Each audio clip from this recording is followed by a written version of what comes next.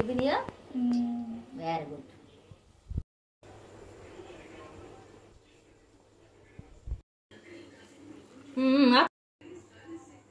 కలిపేసుకోవాలి. ఇదేం బజ్జీ అనుకుంటున్నారా? మా పాప ఇదిగో చూపించమ్మా, బెండకాయ బజ్జీ చేస్తుంది అనమాట. కుదురుగా కూర్చుని ఏం చేయాలి తెలియక బెండకాయ బజ్జీ ట్రై చేస్తుంది ఫస్ట్ టైం. ఆయిల్ చల్లారితే పొంగదు అనమాట. చూసారా ఫ్రెండ్స్, మా చెల్లి సారీ మా అమ్మాయి బెండకాయ బజ్జీ చేస్తుంది అనమాట. కొత్త రెసిపీ. అదిగోండి కొంచెం పిండి దాని లోటాలోకి వెళ్ళిపోయి, గిన్నెలో అయితే తనకి వేయడం రాదని లోతలోకి వెళ్ళిపోయిందమ్మా అని అందనమాట. ఓ బజ్జీ బాగానే వేస్తుంది. హియర్ అను ముందు బెండకాయ లోపల పచ్చిగా ఎగరేవాలని ఇదిగోండి ఇలా ఫ్రై చేసింది, సగం ఫ్రై చేసింది. వేసావా? పిండి గట్టిగా ఎందుకు కలిపానంటే నీకు గబుక్కుని జారిపోద్దేమో, కుదరకపోతే ఎలా అని కలిపా. అయినా అలా ఉంటే ఏం పర్లేదు, బాగుంటాయి. అంతకన్నా పక్కన అయితే జారిపోదు. చాలే మా అయిన తర్వాత ఎద్దుకండి. ఫస్ట్ టైం మా పాప సొంతంగా చేస్తుందండి రెసిపీ. పిండి మాత్రం నేనే కలిపాను అనుకోండి. చాలే ఎప్పుడు క్రెడిట్ తీసేసుకున్నాం. క్రెడిట్ నాకెందుకమ్మా, వేసింది నువ్వైతే అంత చక్కగా.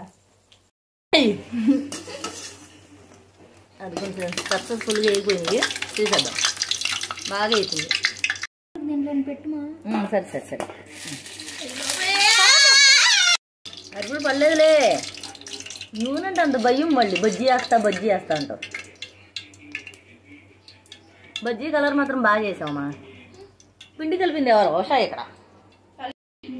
కొద్దిగా ఆయిల్ కింద కానేస్తే బాగుంటుందమ్మా, అలా ప్లేట్లో పెట్టేస్తే డైరెక్ట్గా ఆయిల్ ఇవి ఉంటాయి.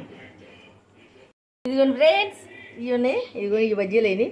తిని ఎలా ఉండో చెప్దాం.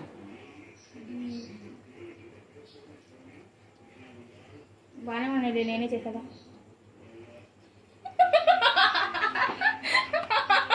నవ్వుతే విన్నమా అమ్మ బజ్జీ దేంతో బెండకాయ బాగున్నాయండి.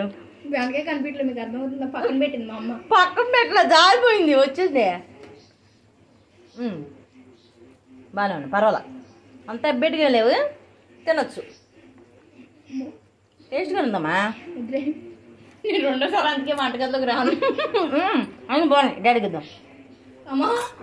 అవి మేము చాలా చేస్తాం, బాయ్ ఎంజాయ్ చేస్తాం అనమాట. ప్లీజ్ సబ్స్క్రైబ్ చేయండి.